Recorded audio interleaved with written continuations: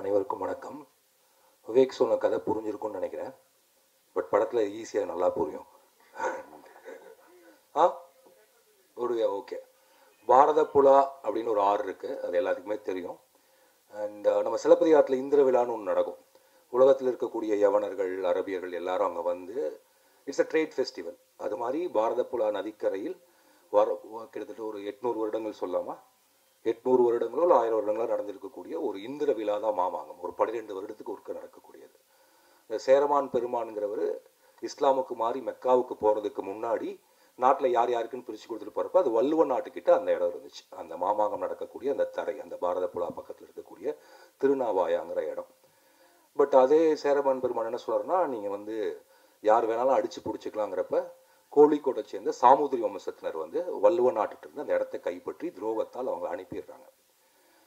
இதுக்கப்புறம் வள்ளுவ நாட்டுக்கு வந்து ஆர்மியில் எதுவுமே இல்லை. ஆனால் வள்ளுவ நாட்டை சார்ந்த ஒரு ஊர்ல இருந்து அந்த குடும்பத்தை சார்ந்த வீரர்கள் சாவேர்களாக ஒவ்வொரு 12 வருஷத்துக்கும் மாமாங்கத்துக்கு கிளம்பி வருவாங்க.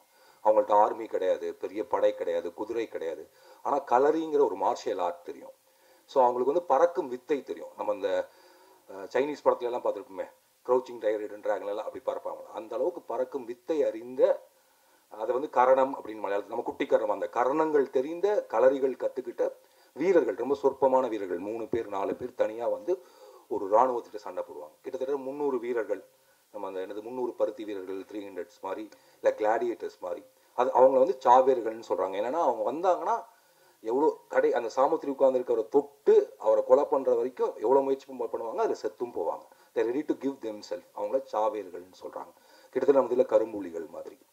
ஸோ இதுதான் வந்து மாமாங்கத்தினுடைய கிட்டத்தட்ட ஒரு நட்செல்லாக போட்டதுதான். ஸோ இதனுடைய சுவாரஸ்யம் என்னென்னா, அந்த வீரம் ஒரு மார்ஷியல் ஆர்ட், விடாமல் 12 வருடத்துக்கு ஒரு முறை தன் உயிரை பலி கொடுக்க குலப்பெருமைக்காகவும் மானத்திற்காகவும் கிளம்பி வரக்கூடிய வீரர்கள்.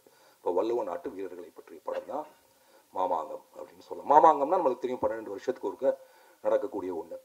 அப்புறம் இது தமிழ் கதையான தமிழ் கதையை தான் நான் எப்படி நினைக்கிறேன்னா, சேரநாடு அந்த காலத்தில் தமிழ்நாடு தானே, அது எந்த ஆஃப் ஏன்னா அந்த டைலாக் எழுதுறப்ப எனக்கு நிறைய இடங்கள்ல வந்து ஐயோ தமிழ் சொல்லே இருக்கிறது மலையாளம் நம்ம பயன்படுத்தாமல் விட்ட எல்லா சொற்களையும், எல்லா தமிழ் சொற்களையும் இன்னும் சிறப்பாகவும் அந்த காலத்தில் இந்த காலத்தில் தொடர்ந்து கேரளாவும் மலையாளம் பயன்படுத்திட்டே இருக்கு. ஸோ எனவே இது வந்து டப்பிங் பண்ணப்பட்ட படம்னு சொன்னாங்க கூட, தமிழில் எழுதுறப்ப எனக்கு நிறைய வசனங்களை வந்து நிறைய சொற்களை அப்படியே பயன்படுத்த முடியுது. இப்போ பாணர்கள்ங்கிற சொல்ல நம்ம தமிழ் சினிமாவில் பயன்படுத்த முடியுமான்னு தெரியல. நான் இந்த படத்தில் வந்து ஒரு 4 இடத்துல பாணர்கள்ங்கிற சொல்ல பயன்படுத்துகிறேன். ஒரு தமிழ் லிட்ரேச்சர் படித்த ஒரு பையனா எனக்கு வந்து பாணர்கள்ங்கிற ஒரு சொல்ல பயன்படுத்துறதுல ஒரு பெரிய சந்தோஷம் கிடைச்சிது.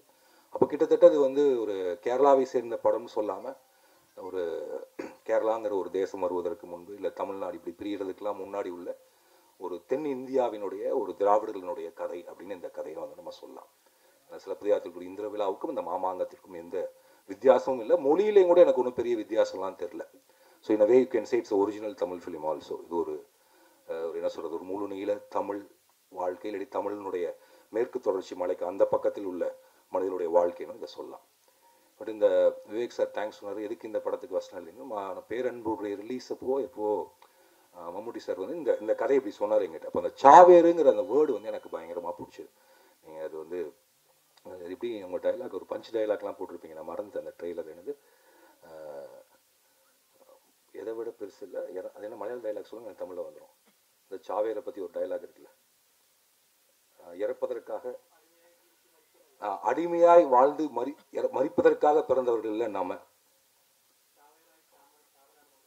சாவேராய் சாவதுதான் நமது பாரம்பரியம். இதான் சாவேரை பற்றி சொல்லக்கூடிய வரி. ஓகே, அது சொன்னப்போ எனக்கு ரொம்ப பிடிச்சிருந்துச்சு. மம்முட்டி சார் நீங்கள் டைலாக் எழுதுறியான்னு கேட்டப்போ என்னால் மாட்டேன்னு சொல்ல முடியாது. சில பேர்கிட்ட நீங்கள் வந்து மாட்டேன்னு சொல்லவே முடியாது. இல்லை மம்முட்டி சார் ஒருத்தர் எனக்கு கிட்டத்தட்ட என்னுடைய ஒரு பிக் பிரதர், மூத்த சகோதரர் மாதிரி கண்டிப்பு, அன்பு, அக்கறை, முரண், கோபம் எல்லாம் உள்ள ஒருத்தர். என்றைக்குமே அவர் சொன்னால் என்னால் வந்து அதை நோன்னு சொல்லவும் முடியாது. அதுக்கப்புறம் அந்த சாவேரு, அப்புறம் சங்கராமகிருஷ்ணன். எனக்கு சங்கராமகிருஷ்ணன் ரொம்ப நாளாக தெரியும். ஏன்னா உரிமை படத்தினுடைய வசனம், அப்புறம் பேரன்பு ஷூட்டிங் ஸ்பாட்டுக்கு வந்திருந்தார். அப்போ மம்முட்டி சார் வந்து அவர் ஒரு பேலஸ்க்கு நீங்கள் ஏதோ ஒரு லைட் அண்ட் ஷோ பண்ணியிருந்தீங்க, மம்முட்டி சார் வாய்ஸ்க்கு உங்களுடைய. மம்முட்டி சார் சொல்லிட்டு இருந்தார், இந்த மலையாளத்தை இவர் எவ்வளோ நல்லா எழுதுறாருன்னு இவரோட டைலாக் சொல்லிட்டு. ஸோ எனக்கு அந்த சங்கர் ராமகிருஷ்ணன் என்னதான் எழுதியிருக்காருன்னு பார்க்கணுங்கிற ஒரு ஆசையும் அதுக்கு பின்னாடி இருந்துச்சு. And was trying my level best to justify what Shankar did in Malayalam movie. So அப்படி தான் அது நடந்துச்சு. அண்ட் எனக்கு முதலாக வந்து நான் இன்னொருத்தருடைய இதுக்கு வசனம் எழுதுகிற ஒரு எக்ஸ்பீரியன்ஸ், அப்புறம் ஒரு மொழியிலிருந்து இன்னொரு மொழிக்கு மாற்றக்கூடிய அனுபவம், இதெல்லாம் விட எனக்கு டப்பிங் ரொம்ப பிடிக்கும். அது மம்முட்டி சாரோட டப்பிங் பண்ணுறது ரொம்ப பிடிக்கும். நிறைய சண்டைகளோடையும் நிறைய நேரங்களோடையும் அது போகும். அண்ட் அவர் வந்து இப்போ தெலுங்குலேயும் அவர் தான் டப் பண்ணியிருக்காரு. இப்போ எனக்கு இந்த லா வரவே வராது. நமக்குலாம் இந்த திருநெல்வேலியில் இருந்த யாருக்குமே நாவலை, மருந்து, தொடர்வழி, வாழைப்பழம் வரவே வராது. என்ன மீனாட்சி சுந்தரம் கரெக்ட் தானே? அப்போ திரும்ப திரும்ப கேட்டிருப்பார், இந்த தமிழை ஒழுங்காக சொல்லுங்கள் அப்படின்னு கேட்டிருப்பார்.